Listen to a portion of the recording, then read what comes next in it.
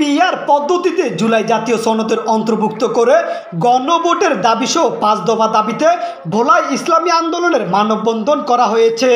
সারা দেশে একযোগে 5 দফা দাবি আদায়ের লক্ষ্যে ইসলামী আন্দোলন বাংলাদেশ ভোলা জেলা উত্তর শাখার মানববন্ধন করা হয়েছে। বুধবার 15 অক্টোবর সকাল 10টায় ভোলার কে জাহান মার্কেটের সামনে এ মানববন্ধনের আয়োজন করা হয়। ঘোষিত 5 দফা দাবিগুলো হলো জুলাই সনদের অবিলম্বে পূর্ণাঙ্গ বাস্তবায়ন, আগামী নির্বাচনে পিআর পদ্ধতি নির্বাচন, জুলাই গণহত্যার বিচার দৃশ্যমান করা, জাতীয় সংসদের উচ্চকক্ষে পিআর পদ্ধতি বাস্তবায়ন করা। উক্ত সমাবেশে সভাপতিত্ব করেন ইসলামী আন্দোলন বাংলাদেশ ভোলা জেলা উত্তরের সভাপতি মাওলানা আতাউর রহমান মমতাজি। প্রধান অতিথি হিসেবে উপস্থিত ছিলেন মাওলানা ওবায়দ বিন মোস্তফা।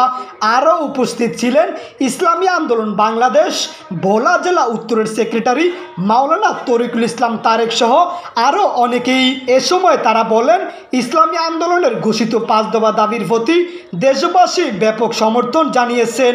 এই দাবিগুলো জনগণের আকাঙ্ক্ষার প্রতিফলন। তাই সরকারের উচিত অবিলম্বে এই দাবিগুলো মেনে নিয়ে একটি অবাধ, সুষ্ঠু ও অংশগ্রহণমূলক নির্বাচনের পথ সুগম করা। পেয়ার ইসলাম নুরুদ্দিন, কিলিকি ভোলা।